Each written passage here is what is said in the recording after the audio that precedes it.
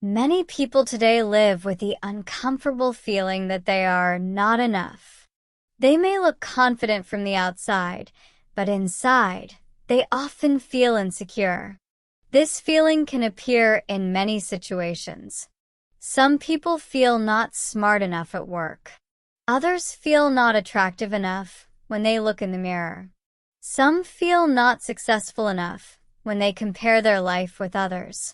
This feeling can slowly grow and become a heavy weight.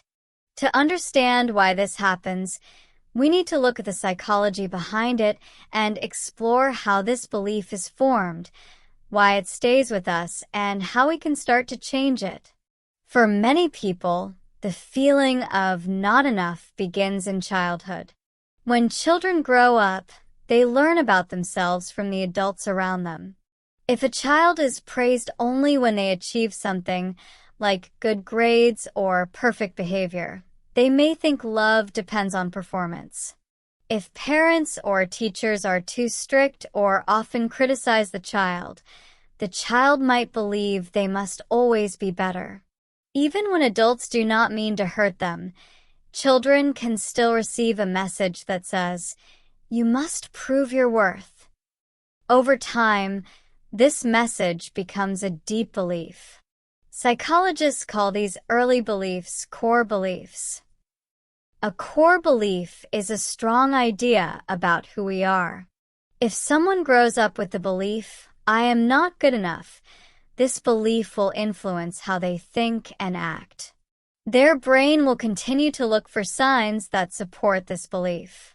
For example, they might remember negative comments, but forget positive ones. They may pay more attention to what they cannot do instead of what they can do. They might compare themselves with others and always feel that they fall behind.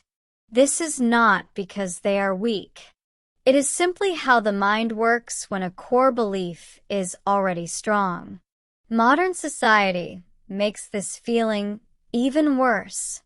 Today, many people judge their value based on achievements, money, appearance, or social status. Social media is a big influence. When people scroll through social media, they see photos of beautiful bodies, perfect trips, expensive lifestyles, and successful careers. Even if they know these images are not the full story, they still start to compare. Comparison is one of the main reasons people feel not enough. It creates pressure to look better, earn more, and live a more impressive life. But no one can always match the standards they see online. As a result, people often feel disappointed with themselves. Perfectionism is another psychological factor. Perfectionism may sound like a positive trait, but it often causes stress and emotional pain. Perfectionists believe they must do everything perfectly. They think mistakes make them look weak or unworthy. Because of this, they put a lot of pressure on themselves. They work too hard, worry too much, and feel anxious all the time. Even when they achieve something, they do not feel satisfied. They quickly move to the next goal because they fear losing their value. This cycle makes the feeling of not enough stronger. Another part of this problem is shame. Shame is a powerful emotion that makes people feel that something is wrong with who they are. Shame is different from guilt. Guilt is about actions. I did something wrong. Shame is about identity. There is something wrong with me. Shame can make people hide their true selves. They may pretend to be okay, even when they feel lost inside. This creates distance in relationships and makes it hard to receive love or support. When someone feels shame, they often think they do not deserve kindness or success, which increases the belief that they are not enough. Self-worth is also connected to achievements in many cultures. People often judge themselves based on results, grades, salaries, job titles, or social recognition. When things are going well, they feel valuable. When they fail, they feel terrible. This creates an unstable sense of self. No one can succeed all the time, and failure is a natural part of life. But if a person's self-worth depends only on achievement, they will always fear failure. This fear keeps the belief, I am not enough, alive. So, how can someone begin to heal this belief? One important step is to become aware of the negative voice in their mind. Everyone has an inner voice that comments on their actions and decisions. When the voice says, "You are not good enough," it is helpful to pause and question it. You can ask yourself, is this really true? What evidence do I have? Would I say this to a friend? This kind of questioning helps separate you from the negative belief. With practice, the negative voice becomes weaker. Another helpful step is practicing self-compassion. Many people are very hard on themselves. They think being strict will make them stronger, but actually, it makes them more stressed and more afraid of making mistakes. Self-compassion means treating yourself with kindness, especially during difficult moments. It means saying, it's okay to make mistakes. It's okay to feel confused. I am human. Research shows that people who practice self-compassion have better mental health, stronger confidence, and more motivation. They recover faster from failures because they do not attack themselves. Reducing comparison is also important. When you compare your life with others, you often focus only on what they have and what you lack. You forget that everyone has problems, insecurities, and private struggles.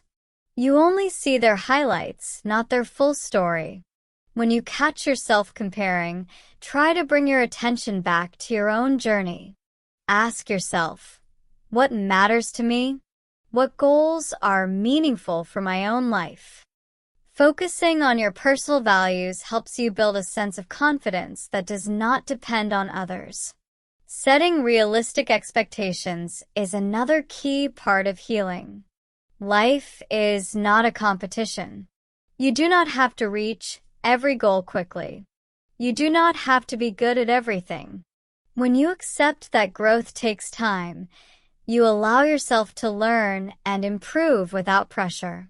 Celebrating small steps can help you build more self-trust. When you rest, you can remind yourself that rest is not wasted time. It is part of a healthy life. Another way to reduce the feeling of not enough is to separate your worth from your performance. Instead of thinking, I must succeed to be valuable, you can think, I can grow, learn, and try again. You are more than your results. You have qualities that are not measured by success. Kindness, creativity, curiosity, resilience, and empathy. When you start to notice these qualities, your view of yourself becomes more balanced. Healing the belief, not enough, takes time. It does not change in a single day because the belief may have existed for many years. But each small step makes a difference. Each time you talk kindly to yourself, you build a healthier connection with your inner world. Each time you stop comparing yourself to others, you give yourself more space to breathe. Each time you accept your imperfections, you remind yourself that being human is already enough. When people stop believing they must be perfect, they become more open to learning. When they stop trying to impress everyone, they become more authentic. When they stop judging themselves so harshly, they feel lighter and more peaceful. This does not mean they stop growing. It means they grow from a place of curiosity and joy, not fear. In the end, the feeling of not enough is a story the mind creates. It can feel strong, but it is not the truth. You are not defined by your failures, your insecurities, or your fears. You are a human being with value, potential, and a unique path. You do not need to become someone else to be worthy. You only need to see yourself with honesty and compassion. When you do that, the belief, I am not enough, slowly loses power and a new belief begins to grow. I am enough, and I am becoming better every day.